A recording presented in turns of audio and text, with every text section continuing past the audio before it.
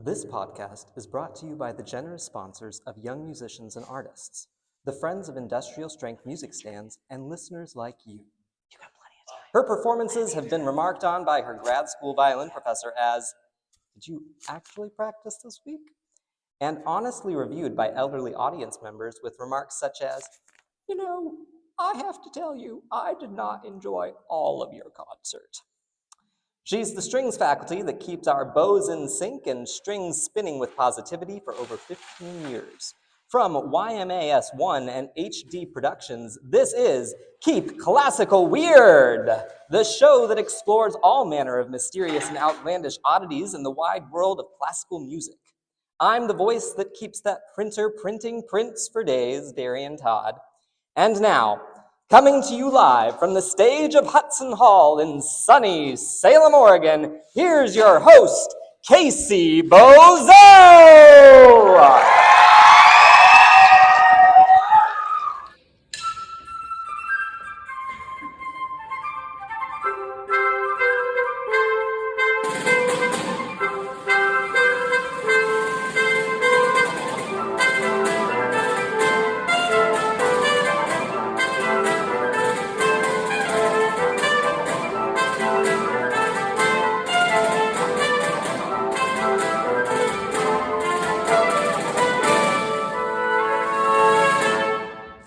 Darian, thank you for that lovely introduction. Oh, you're so welcome. How's camp going for you? Camp's going great. Yeah? I'm loving being music production manager and viola faculty. I love the viola. I love playing it.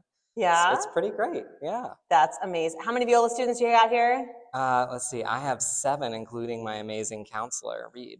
Amazing. Shout out where are the violas at? Yeah, C class. They're raising their hands. I love that. Yes, they're high violas. Nice. Oh man, I love the viola. Sometimes when I think about a viola, it reminds me almost of a trampoline. Oh, how's that? Well, I mean, they're almost identical, except most of the time you take your shoes off to jump on the trampoline. Oh, wow. That's funny because that reminds me of something I was hearing from someone else. They said, what's the difference between a violin and a viola?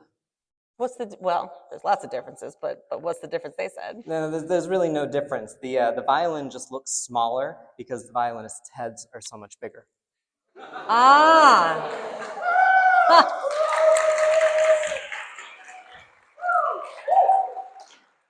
I mean, there's layers to that joke. Oh. There's layers. There's not unlike an onion. And you know the difference between a viola and an onion, don't you? Is that nobody cries when you chop up a viola. I mean, it would make me cry, but then I remembered, why viola jokes are so short. What do you mean? They're so short so violinists can understand them.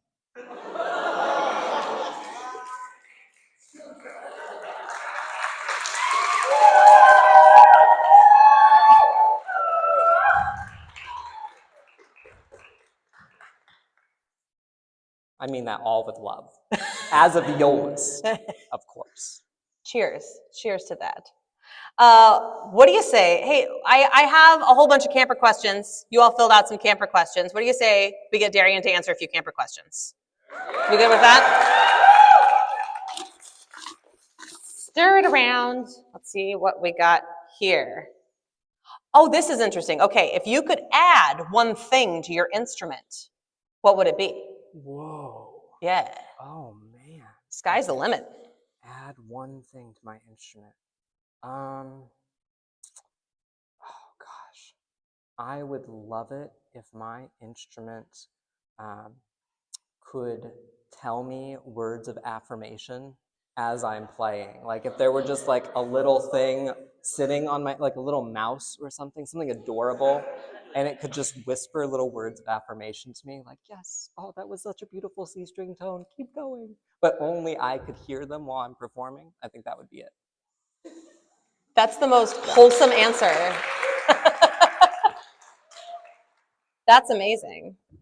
I was going to say, I don't know that I would add anything to my instrument. I've always wished I had a third appendage, like a third arm that comes out here to do stuff so I could do violin and then turn a page or scratch your nose. something. Yeah, that's pretty Yeah. good. I like Let's get that. another one out of here. This is ripe for jokes, so watch it.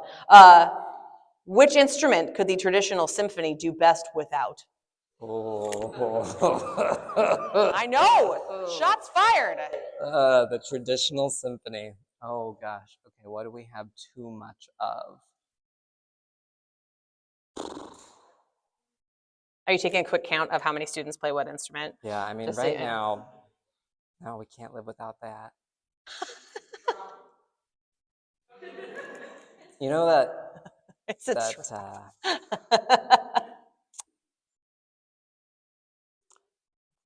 I love them. However, the bells, the chimes, no, gasp, yeah. they're never in tune. It doesn't matter. I mean, YMA, where are you? Like, I think you all play them perfectly. But for some reason, the overtones just never. So yeah, that'd be it. That was diplomatically answered. Well, I am a violist. Well done. Yes. Violas are nothing if not diplomatic. I thought I would invite my first guest on stage at this point in time. I have just gotten to know this individual just a little bit over this camp, and he's great. I would like to bring on Ren. Please come up to the stage. How you doing, Ren? Fantastic. That's awesome. Yeah. Thanks for being on the show. Thanks for having me. Yeah. How's camp going for you? It's wonderful. Okay. If not for a couple of things that happened early on, I would be enjoying it a lot more. But this is my first time at first session. First time at first session. I'm trying to dip my toes in a lot of different things and experience it because I never did, and I'm kind of regretful of that. But Oh, are you feeling like you're exploring kind of all that it has to offer? You feel like you're. I think there's more that it has to offer, but I'm doing the best I can with the time I have. That's amazing. You have some musical background. Sure do. Okay, you want to talk about that? How'd you get involved in music? Well, it all started when my mom met my dad. But there is some truth to that. They met doing a musical. Which musical? My mom's in the audience, by the way. Damn Yankees. Oh, okay, They met nice. in Damn Yankees. They had me. I'm the second child. From as far as I can remember, I started going to a folk kind of bluegrass festival called Weezer with my dad in Weezer, Idaho, and that was super awesome for me to just kind of be around a bunch of really awesome musicians and just kind of see what people had to offer within that space. I also remember some New Year's Eve parties that my family would throw, and we had all our awesome musical friends come over, and we'd just jam until the late hours of the night, and that's also a huge thing. I was in a ukestra when I was 9-10 years old. You want to clarify ukestra? It's a orchestra with only ukuleles. Okay, all right. It didn't sound very good, but I really, really enjoyed it. So much so that actually the ukestra at my school shut down, but the teacher was doing it at a different school and invited me to come play with them because I loved it so much. And then I joined a children's choir when I was 13, and then, I don't know, it's just kind of always been in my life, and when I was in middle school I picked up trumpet, and then kind of whenever I get curious, I just pick up something that I knew, and I just like to learn it. So I'm musically curious, not really set on one thing, but I like lots of different things. That's phenomenal, and it seems like you're custom built for first session. So I'm glad you're finally here. That's fantastic. Me too. You mentioned there were some events Yes. at the beginning of camp that did not go your way. Not my way. Can you expand upon that, please? Well, Tuesday morning, I woke up with a bit of a stomachache. I went to urgent care. They said, "Oh, you should keep an eye on it." I went back to my room, took a really long nap, and I woke up and I was like, I have a bit more of a stomachache.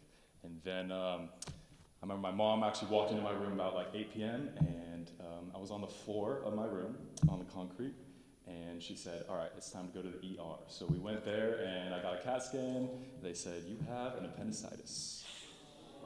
No, there's only one treatment for that, is there not? There is, and it's surgery. So, I had my appendix removed at 9 a.m. on Wednesday morning, and I was back at camp at 3 p.m. What?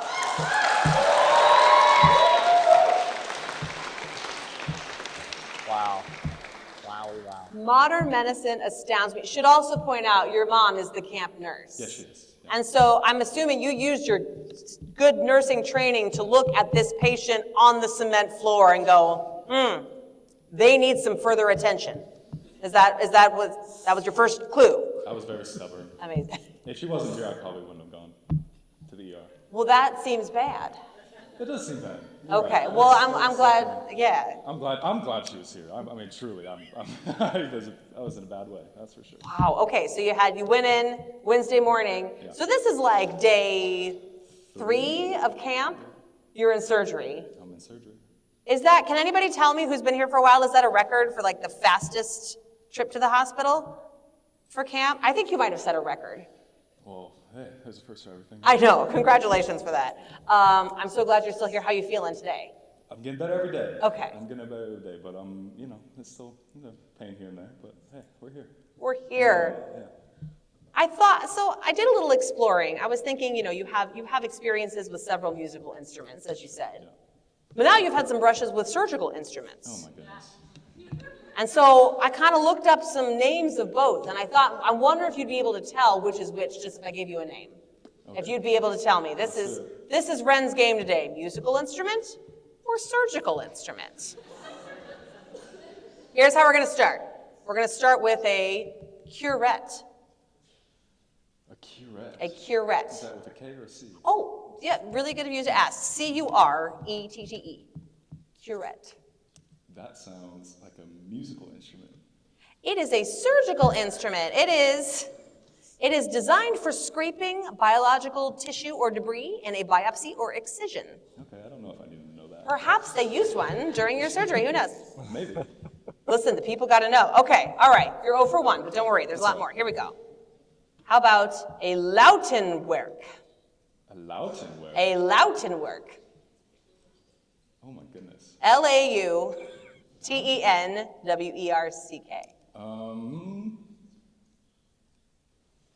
I'm going medical.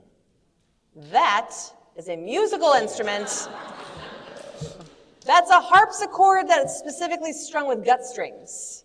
Gut strings? Gut strings. Yeah. What kind of gut? Of a small animal usually. Gut strings in the Baroque era were really as Darian is now demonstrating.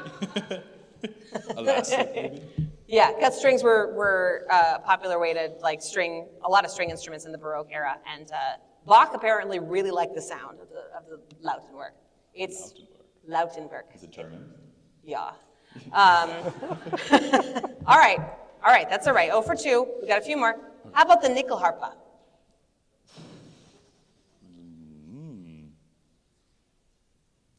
It has harpa, so I'm gonna say musical. That's correct. Nice. Yeah, the Nyckelharpa. Has anybody here heard of the Nyckelharpa? Oh, Wow. Somebody's really super heard of it. That's awesome. It's a type of fiddle. It's a Swedish origin, and it has keys on the side. You bow it, but you kind of hold it here. It has keys on the side, and it has a set of resonant strings that go while you're actually playing the tune. It's very cool. If you go to Instagram and you look up Pickelharpa, there's an actual local Nyckelharpa player named Amy who's great. Shout out. P or an N? The instrument is the Nyckelharpa. Nyckelharpa. The Nyckelharpa player I'm referring to goes by Pickelharpa. By Pickelharpa. Yes. Okay. Yes. All right. Here's another one. Babcock. What? You heard me. Babcock. Babcock. Jeez. I'm gonna swing and miss and say medical. Yes, you're gonna swing and hit. Now we're hitting the stride. Yes. It's a type of forceps. Used to hold delicate tissues. Forceps. Oh, that's what it is. That's it. Oh. It's Babcock forceps. It's a type of forceps. Did you know that, Mom? Okay, cool. Have you gotten all of these? Are you 4 for 4? All right. Excellent. Okay. Try to fuck something. All right, you got two more. Here we go. Let's see how we can do. The Langenbeck. That sounds German. I'm gonna say musical. Oh, see, it's tough. That is a medical instrument. I mean, what the heck? Retractors. Type of retractors. Last one. Here we go. I'm ready. A Zurna. Zorna? Zurna, yeah. I mean, I have no clue. Zorna. You got 1 out of 2 chance. I know, 50-50. Flip a coin. What do we got? Do you want help from the audience? Yeah. What do you guys What do you think? Do you guys know what it is? So musical. It is musical. It is a musical instrument. Thanks, audience. Yes. Hey. This is funny. The description of it is a double reed instrument known for an especially loud, piercing sound. Double reed instruments are pretty capable of that when they want to anyway, but this one's like famous for it. All right. Hey, that's pretty good. You got, I think, 4 out of 6. That means you get a Keep Classical Weird pin Yeah, I do. as a prize. Yeah. Ta-da. Show that off, absolutely. You have time for a couple questions from campers? Amazing. Let's get a few out of here. Okay, here we go, Ren. All right, we're starting off strong. Zombie apocalypse. What do you do and do you survive? Oh my goodness. I find a really tall mountain. I don't think I survive. Can zombies not climb? No, I just like the high ground seems like it's strategy. Okay. I feel like I would need something like a big concrete something. Maybe I'd go find like a base of some sort. I don't know though. Maybe I might just get really scared and like hide in my house, and then like zombies would break down my door, and I would be screwed. And you're a goner I'm a goner. at that point. Okay. I mean, I would like to say that I would survive, but I mean, in all honesty, probably not. Running up a mountain, I think that's what you do to escape a tidal wave. That's Am I different. getting them confused? Yeah, I think you're switching zombies and tidal waves. This is, oh gosh, y'all cut right to the core. Your next my question is, Soren or Bella? Look, I know, yeah. This is Oh, that's okay, only Soren is in the house. Sella. Soren, I love you so, and I'm gonna pick you. There it is.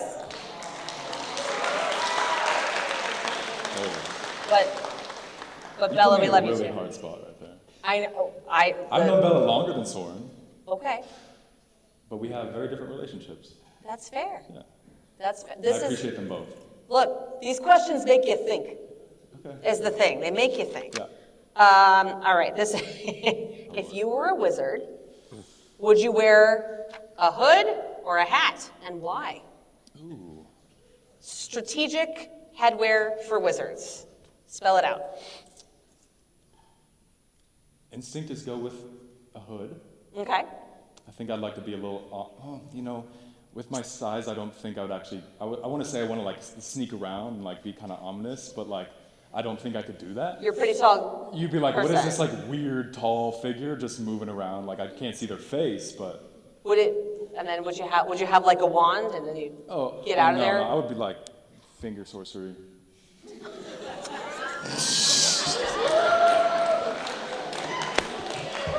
All right, so to review, finger sorcery, Yeah. run up a mountain Run up a mountain in a hood. in a hood. Yeah. All right, we gotta have one more after that. All right. Oh, this is an interesting one. The biggest challenge you've come across, musical or not? You had a big one this week, I suppose, but Oh my goodness. Biggest challenge. biggest challenge. Going to college was really hard for me. I was a COVID kid. Like my senior year was COVID, actually like end of junior year, into the senior year. I felt like I wanted to leave home because I was stuck at home for so long. And then I left, and then I was like, I actually don't want to leave home. So then I moved closer back to home, and now I go to University of Oregon. But I'm really glad I did. But that was really hard and like a lot of growth, and kind of, it started a lot of, mental health stuff for me, and like just like kind of, kickstarted a lot of that stuff. So I think it was a blessing in disguise, but at the time it was probably the hardest thing I've had to do. Not trying to scare anyone, but I think it's great, but it was hard. was definitely a challenge, but I got through it. Yeah. I was gonna say, now that you, the growth stuff that you talked about, and now that you've gotten through it, are you, Oh my goodness, I'm so happy. yeah? Yeah, We'd love to hear that. Yeah. Ren, thanks for being on the Thanks show. for having Appreciate me. Ren, everybody! Yeah, really good. Thank you. You've done it. I like to have a little musical interlude in the middle here. And I went ahead and asked my good friend and yours, our French horn teacher, Leander Starr. Would we please welcome Leander Starr? Okay, so I am going to play for you a piece by Gilson Santos. This is from a larger work that's called Tarot Cards, and this is the fourth major arcana card called the Emperor. And when I go visit my little like 5-year-old niece and nephew, I like to play music for them. We just like hang out and like we jam, and they dance a lot, like 5-year-olds do. And when I play this piece for them, I tell them, okay, dance like crazy, but then when I stop playing, you have to stop. So most of you are just wilted to the core at the moment, but if you happen to feel kind of like wiggly and dancy like a 5-year-old right now, feel free to let that out, but you have to stop when I stop playing, okay?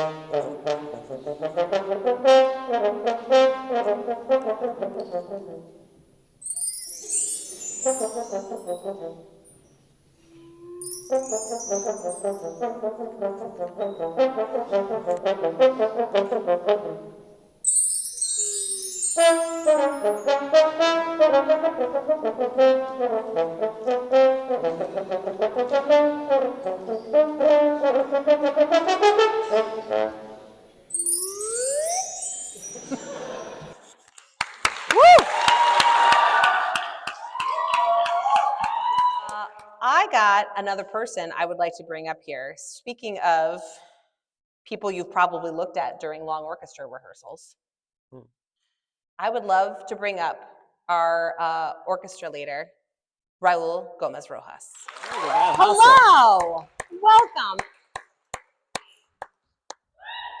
Oh yes, high fives all around. Raul, you are still the most fashionable person at camp. I mean, thank you. Yeah, or at least you're making a run for it. How's camp going for you? It's going great. This is lovely, by the way. Looks great. Thanks. It looked this way when I got here. This is our wonderful stage crew, Heidi and Darian, doing all of this amazing work. Makes this so inviting. I love that we have a sidekick. I feel like I'm on a late night show, talk show with a sidekick. And I have a viola joke. Can I tell a viola joke? It's up to. Well, I play the viola too. I play violin and viola, so I think I can. Is that? What's a viola's favorite instrument? It's the harp, because all notes are open string, pizzicato, and non-vibrato.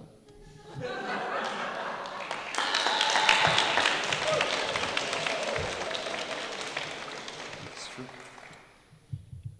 Do I get to respond? Of course you get to respond. How do you tell the difference between a violinist and a dog? A violinist and a what? A dog. Oh, what's that? Wait, how's the dog again? That's the right. The dog knows when to stop scratching. Very good. Very good.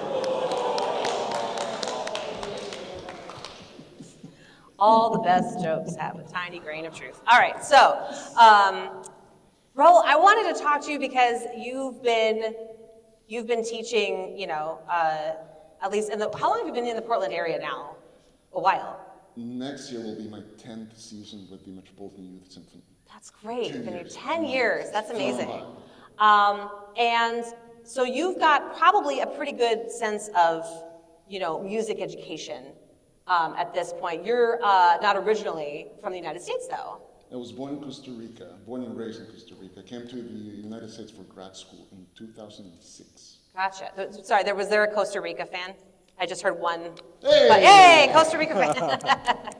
I was curious to know if there were like some differences that you've seen because you presumably like learned music as a kid in Costa Rica. Yes. How do you use that, or what kind of things do you see and differences do you notice from your music education to what you have now, kind of in a different country? Sure, yeah. So first of all, in schools, in public schools or private schools, like elementary schools, high schools, we didn't really have good music programs there. So musical training, if as a kid you're interested, or if your parents are interested in you, learning music, they have to bring you somewhere. So I was very lucky that Costa Rica, at the time, had two, but mostly one really, really good music conservatory, and that was the music school of the National Symphony, the Costa Rican National Symphony, which is a really great orchestra, made up of people mostly from Costa Rica who, when they were younger, went abroad to study, to learn music. They came back home and they joined this very fine orchestra. So the orchestra had a conservatory, and I was lucky enough to be a student there. Mm-hmm. And the tradition there is more similar to European style conservatory training, where from a young age you learn first of all solfege. You have really rigorous rhythmic training, right? And in this conservatory I went to, before you could even select an orchestral instrument to learn, you had to get through 2 years of solfege and either choir or recorder. Oh, you had to do that before you pick an instrument? Before you pick an instrument. You have to kind of qualify for it? Satisfy those requirements. Wow. You can test out. I ended up testing out of the recorder requirement because I sort of taught myself. Why wouldn't you want to get recorder? It gets a bad rep, there's really great recorder music. Of course, we all know like the elementary school recorder, a plastic instrument, but they're beautiful. Does everybody have a recorder sitting at home? Yeah. Yeah, me too. It reminds me. I have a daughter, I think most of you know that, she's 6. A couple of years ago, a friend of Alma is her name, had a birthday party at a park. And for some reason, the parents of that child decided that it was a good idea to give out as party favors recorders. Oh. That was not a good idea. It's a bunch of angry parents driving back home with a kid in the backseat with a recorder.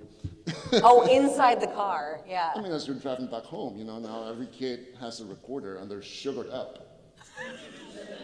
Anyway, Hopped up kids with recorders. I digress. When you have kids someday, don't do that. But by the time I first laid hands on a violin, I already had a pretty strong background in, 2 years. But 2 years you can learn a lot as a kid in 2 years of solfege, rhythmic training, and oral skills through singing or through the recorder. Mm-hmm. So that's a giant difference, I think, that emphasis. And then as I was learning violin as a kid, back then, in that conservatory, when you start high school, you're required to take classes in 6 semesters of counterpoint, 4 semesters of harmony, 4 semesters of formal analysis, and 6 semesters of music history as part of your curriculum. Eventually, that got turned into a college level sort of curriculum, but I was very lucky to have all of that during high school as part of my musical learning. Wow. And so does that, you feel like that really informs you as to how you approach 100%, yes. education here, yeah. Yes. And this year at YMA, for the first time, we are offering a new class called String Lab for some of our string players. And we have doing a lot of that kind of work. We've done a lot of rhythmic training, we've been talking a lot about harmony, and just music theory concepts that are directly applicable to our playing, and really important. And the more you get all these kind of basic, like fundamental skills right at an early age, the more progress you'll make in your instrument, and the stronger a musician you'll become. So I try to incorporate that into this type of learning setting, but also just an orchestra rehearsal, just work on those fundamental skills. Yeah. Where are the string labs at? Give it up for string lab. Yes. We also play games with balloons and tennis balls, It's fun. Obviously. That's not necessarily a Costa Rican choice. That's just a me choice, I suppose. That's just a choice. It's like games. Speaking of games, I've got a game for you. I'm going to have you answer a couple camper questions, if you're all right with that. Let's do it. All right, let's do a couple camper questions. Have you pre-read these? No, I would never do that. What's your? Now this is kind of a trivia question. Okay. So I don't. It's asking. I think this is a returning podcast listener. What's your favorite obscure fact about Adolf Sax? Who was the inventor of the saxophone? It's a callback to last year. It's a callback. Yeah. This is not really that interesting. I love the saxophone, and last year I went to an auction for the Portland Jazz Composers Ensemble. If you don't know them, check them out. They're great. PJCE. And I won a private saxophone lesson from Owen Broder, who is this fantastic jazz musician. Cool. And I was really excited about it, and it hasn't happened yet, and now he's moving to DC. So I don't know if I'll get my lesson. Maybe I'll talk to our Owen here. And I was going to say, there's an Owen saxophone here at camp. So that's one of the instruments that I really want to learn a little bit of. I've done similar things with trumpet. I tried to teach myself trumpet for a couple of years, and I learned enough to not perform in public, but at least from a conductor's standpoint, to learn more about the mechanics, of brass instruments. Also, a little bit of bass. And our counselor, Amelia, here, was coaching me a little bit I'm going to play bass with the string orchestra on Thursday night for one of the pieces that Amelia will conduct. And a couple of years ago, do you remember me trying to learn tuba at camp? It's hard to forget. It didn't go well. I've also dabbled once in the trumpet. I had our fabulous trumpet instructor here, Thomas Barber, tried to teach me trumpet. And the way it went is that we worked on it for about 15 minutes, and he said, "Boy, I must not be a very good trumpet instructor." And I said, No, it's not you. I am not very inclined to be a trumpet player at all. So that's my non-answer to that question. That's good. You deviated that brilliantly. Y'all, this is taking an interesting turn. I'm only reading what's on the page. What were they thinking when they made the viola? Oh, dear. Okay, all right, hold on. So, the viola. So, this sort of goes back to my beginnings in music in Costa Rica. I have no idea why I picked the violin. I really don't remember. I was 9 when I started. And I said, I want to play the violin after, I tested out of some early requirements I was telling you about. And at this conservatory, they told my mom, we don't have any violins available because they give you an instrument for free. Oh, wow. But we have violas. And I said, no. I don't want to play the viola. I want to play the violin. And then, my mom made some phone calls, and somehow a violin was found for me. So I started learning violin when I was 9. When I was 12, I was playing a master class for a visiting Russian violinist and violist who came to San Jose to play as a soloist with the National Symphony. So I was playing in a master class for her. And then she told me in front of the audience, in front of my teacher, that she really thought that I should switch to viola. You know what I did? I started crying. This is true.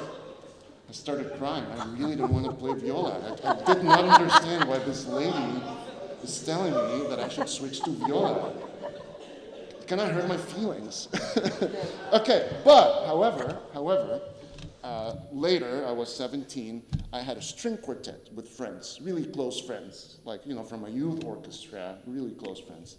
And I was the first violin. I was for several years, I was the concertmaster of the Costa Rican National Youth Orchestra. Nice. So we had a quartet, really close friends. We hung out all the time. And then our violist got a scholarship to go abroad for college, to study viola abroad, so he left. So we were left without a violist, and we had a concert coming up. We didn't have any close friends who were violists and who were kind of at the same level of experience as us, the rest of us. But we did have a really good friend who was a really fine violinist. And so I said, you know what? I'm gonna try playing the viola.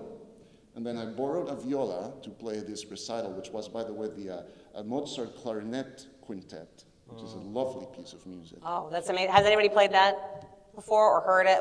Go Check listen it out. It's to Mozart beautiful. clarinet. Oh, it's so good. It's one of the most beautiful pieces of chamber music, or just music ever written.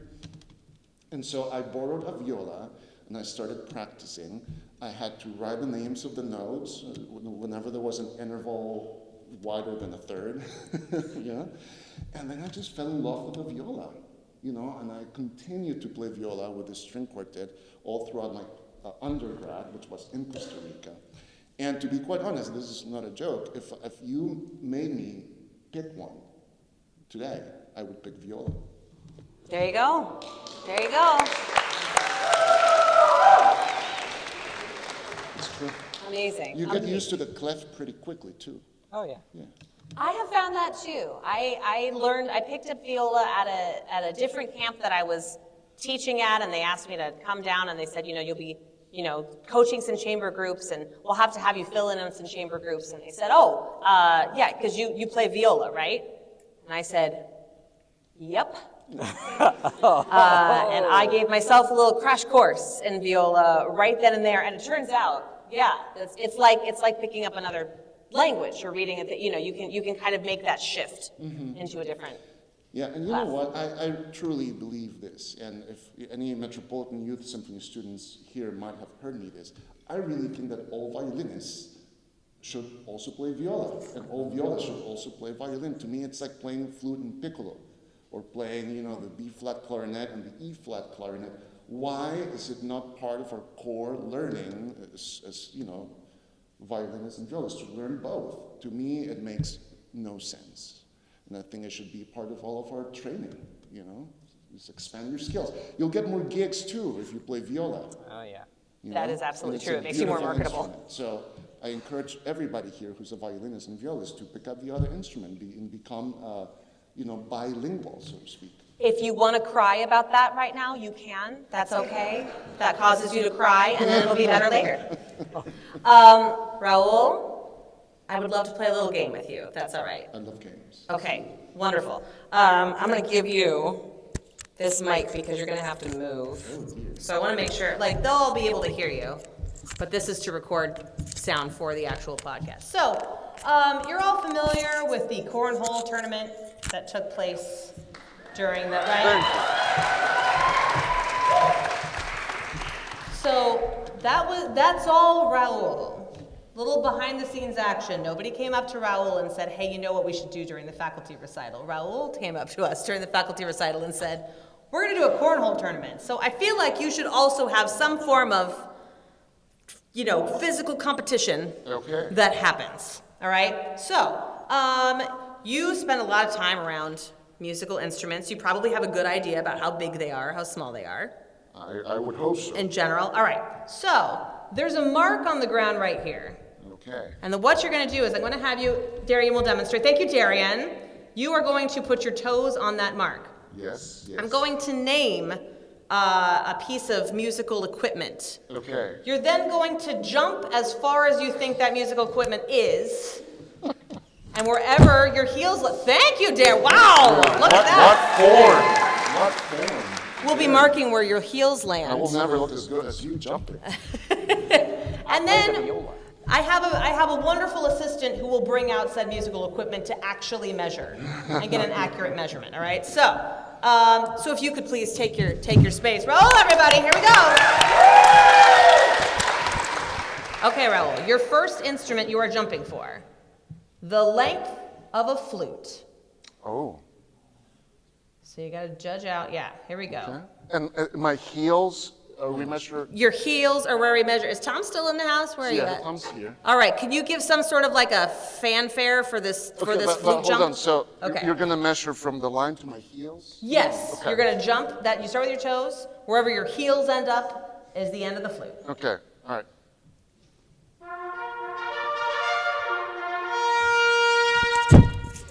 Whoa! All right, landed. Pick the landing.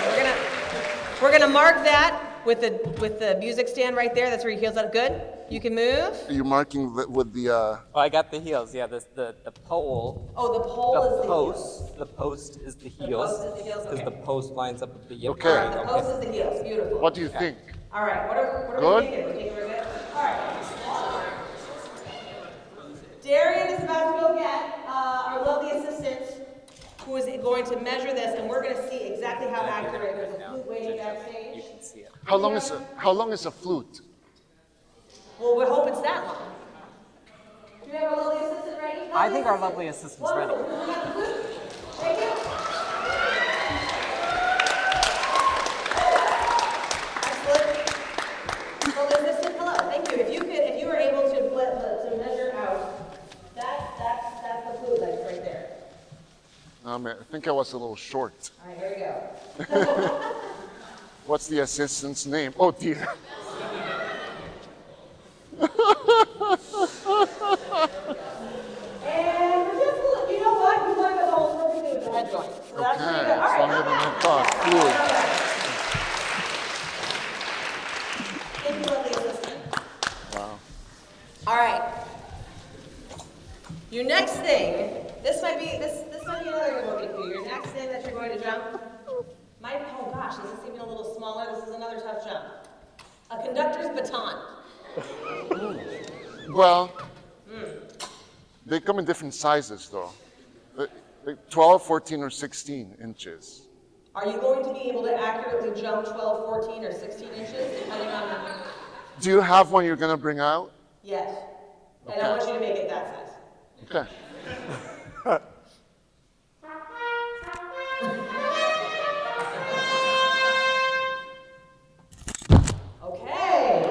That's pretty good. All at your heels. Okay, great. Lovely assistant.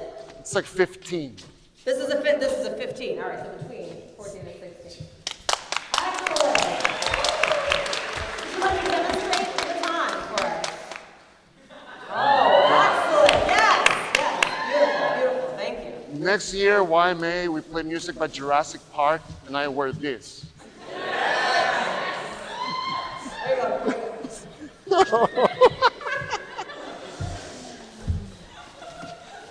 You know what? That's almost perfect. That is almost perfect. That's pretty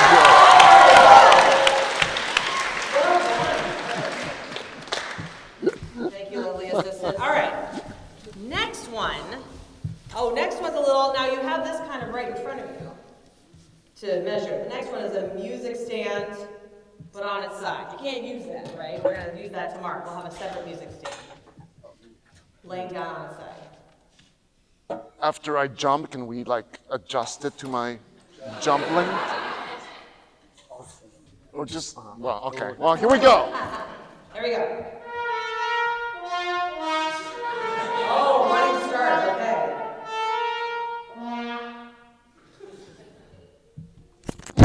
Oh, okay. I like it. Okay, here we go. All right, lovely assistant, do you have a music stand? Excellent. Gonna make him carry bigger and bigger. Hey, come on, no. Oh, a little short.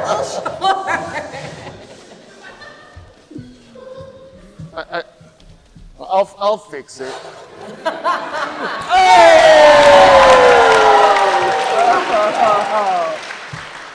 Our lovely assistant is not a fan of that.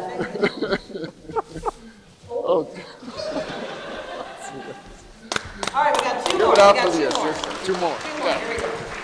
Okay, this is another one that's gonna be something on its side. Okay. So, from here to wherever you jump to, a tuba. But there are also different sizes of tuba. Are you So- going to be able to accurately jump to different sizes of tubas? Yes. Okay. Say, an F tuba, B flat. I think it's a B flat tuba. Do a B flat tuba? Yeah. B flat Okay, I'm tuba. ready.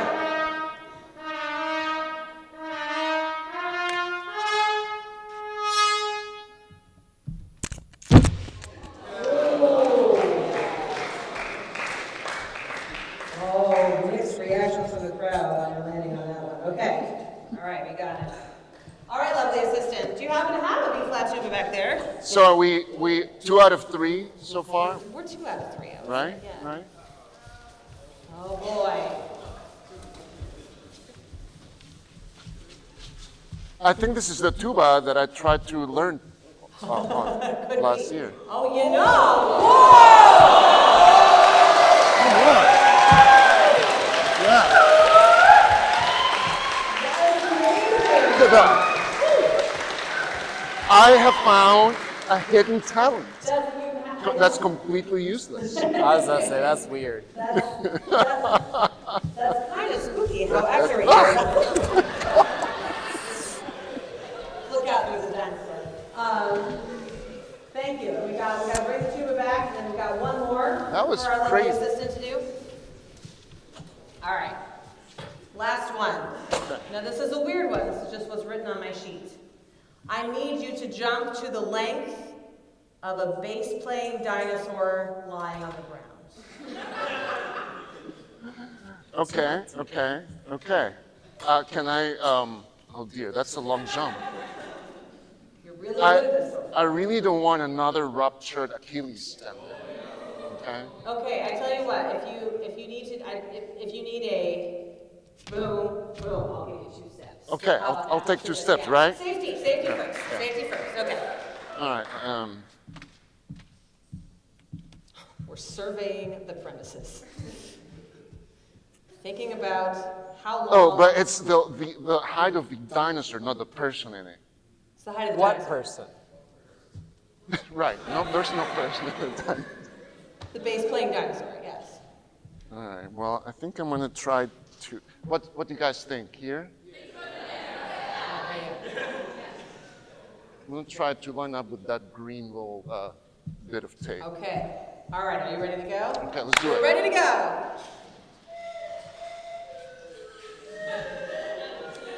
Okay, here we go. All right, there, nice landing. Oh, it sticks the landing. Stay right there. Yes. Honestly, what I'm most proud of is that I have not fallen on my I'm back. proud of it too. All right. Our bass playing dinosaur.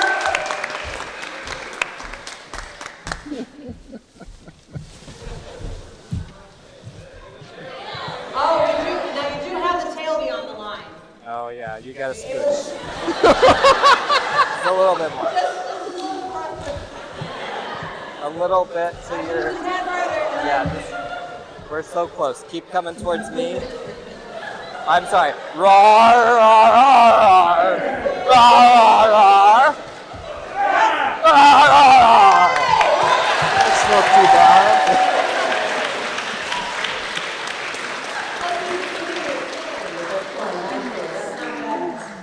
Can you get up bass playing dinosaur? Wow.